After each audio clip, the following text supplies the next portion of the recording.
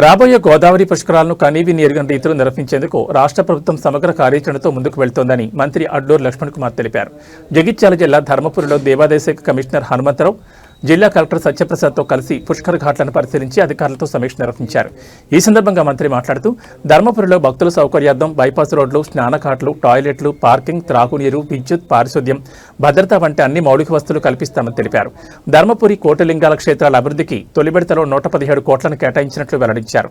అలాగే ఉగ్ర నరసింహస్వామి ఆలయ పునర్నిర్మాణ పనులను ప్రారంభించనున్నట్లు, అదనంగా 50 కోట్ల నిధులను కూడా కోరినట్లు తెలిపారు. పుష్కరాలకు వచ్చే లక్షలాది మంది భక్తులకు ఎలాంటి ఇబ్బందులు తలెత్తకుండా అన్ని ఏర్పాట్లు చేస్తామని మంత్రి స్పష్టం చేశారు.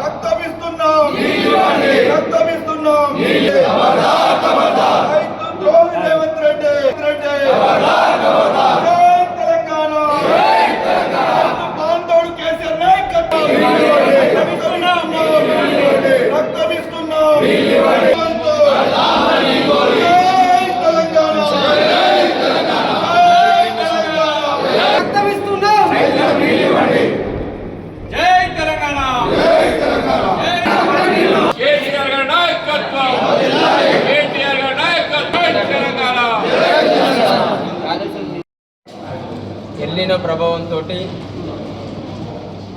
యావత్ తెలంగాణ వ్యాప్తంగా అత్యల్ప వర్షపాతం నమోదై ఇలా రైతులు దుక్కులు దున్ని దుకాలు పోసుకొని నాటేసుకుందాం, వ్యవసాయం చేసుకుందాం అని అంటే నీళ్ళు వచ్చే పరిస్థితి లేదు.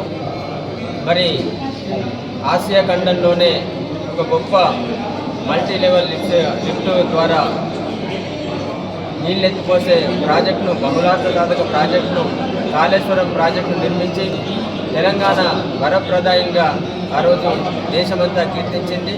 ఇలా గోదావరి జలాలు రోజుకు 1,00,000 క్యూసెక్కులు సముద్రంలో కలుస్తున్నాయి. మరి వాటిని ఎలాంటి పంపులు ఆన్ చేసి వెంటనే ప్రాజెక్టులన్నీ నింపే అవకాశం ఉన్నా, ఎలాంటి ఆటంకం లేకున్నా కానీ ఇలా రేవంత్ రెడ్డి ఆంధ్రాకు నీళ్ళు ఇవ్వాలనే దురుద్దేశంతో చంద్రబాబుతోని కుమ్మక్కై ఇలా తెలంగాణ రాష్ట్ర రైతాంగాన్ని వాళ్ళ పొలాలను ఎండబెట్టి ఇలా ఆంధ్రాకు నీళ్ళు ఇస్తే కుట్రకు తెరలేపిండు. చేతగాని దద్దమ్మ ముఖ్యమంత్రి ఇలా 4 సంవత్సరాల లోపల దినం రాత్రి కష్టపడి తెలంగాణ రాష్ట్రం వచ్చిన తర్వాత తొలి ఇరిగేషన్ శాఖ మంత్రిగా హరీష్ రావు గారు, అట్లాగే డైనమిక్ లీడర్ కేటీ రామారావు గారి, కేసీఆర్ గారి నిర్దేశకత్వంలో ఇలా కాళేశ్వరం ప్రాజెక్టు పూర్తి చేసుకుంటే రైతులకు నీళ్ళు ఇవ్వాలనే సోయి లేక మరి ప్రశ్నించిన హరీష్ రావు గారిని, ప్రశ్నించిన కేటీఆర్ గారిని మీ రక్తం తీసుకుపోయి పంటల మీద చల్లితే రైతుల పొలాలు పడతాయని చెప్పేసి ఇలా ఒక రక్త పిశాచిలా మాట్లాడుతూ ఉన్న రేవంత్ రెడ్డి మాటలను ఖండిస్తూ ఉన్నాం. ఇలా తెలంగాణ భవన్లో మా బీఆర్ఎస్ పార్టీ కార్యకర్తలు, బీఆర్ఎస్ పార్టీ నాయకులు రక్తాన్ని ఇస్తూ ఉన్నారు.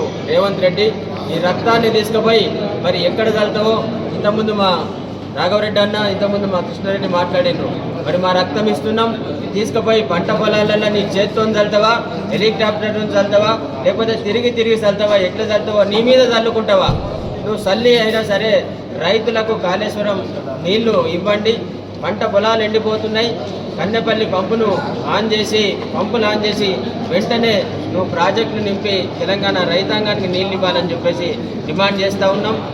అత్యంత నీచమైన భాష ఇలా ఉపయోగించి ఈ దేశంలో కావచ్చు, అసలు ప్రపంచంలో కావచ్చు, ఒక ముఖ్యమంత్రి స్థాయి మాట్లాడే భాష కాకుండా చేతగాని దద్దమ్మ